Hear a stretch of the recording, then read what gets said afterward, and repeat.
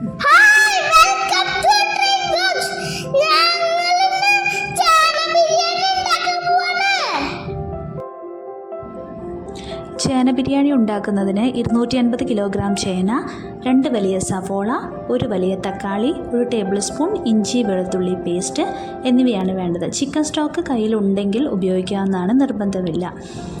ഇനി ചേന ചെറിയ കഷ്ണങ്ങളാക്കി മുറിച്ചെടുക്കുക. അതിലാവശ്യത്തിന് മുളക് പൊടി, മഞ്ഞൾപ്പൊടി, ഉപ്പ് എന്നിവ ചേർത്ത് കുറച്ച് സമയം മാറ്റിവെക്കുക. ഇത് വറുത്താണ് ബിരിയാണിയിൽ ചേർക്കുന്നത്. ഇനി ചേന ബിരിയാണി ഉണ്ടാക്കുന്നതിനായി 2 സവാള സ്ലൈസ് ചെയ്ത് മാറ്റിവെക്കുക. 1 വലിയ തക്കാളി അരച്ചാണ് ചേർക്കുന്നത്, കട്ട് ചെയ്തിട്ടല്ല, അരച്ചാണ് ബിരിയാണിയിൽ ചേർക്കുന്നത്. ചേന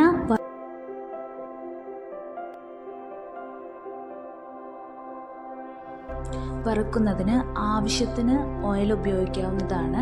ഇവിടെ ഞാൻ 2 ടേബിൾ സ്പൂൺ ഓയിലാണ് ചേന വറുക്കാനായിട്ട് ഉപയോഗിച്ചിട്ടുള്ളത്. ഞാൻ ഫുൾ ക്വാണ്ടിറ്റി ഉണ്ടായിരുന്നത് ഒരു 3 പ്രാവശ്യമായിട്ടാണ് വറുത്ത് മാറ്റി വെച്ചിട്ടുള്ളത്.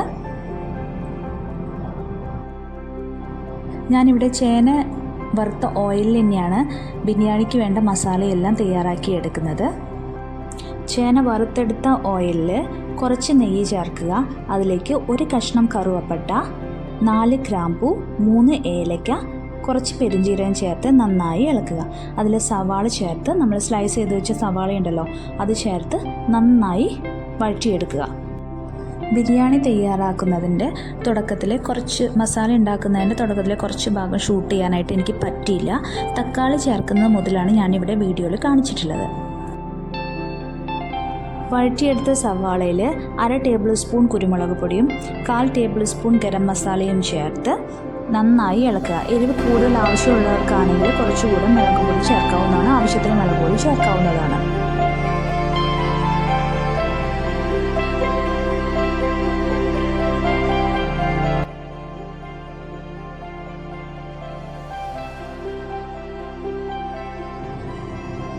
ഇതിലേക്ക് ഇഞ്ചി വെളുത്തുള്ളി പേസ്റ്റ് ചേർത്ത് പച്ചമണം മാറുന്നവരെ നന്നായി ഇളക്കുക.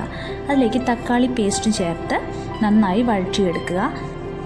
പിന്നെ കുറച്ച് മല്ലിയിലയും പുതിനയിലയും ചേർത്ത് ഇളക്കുക.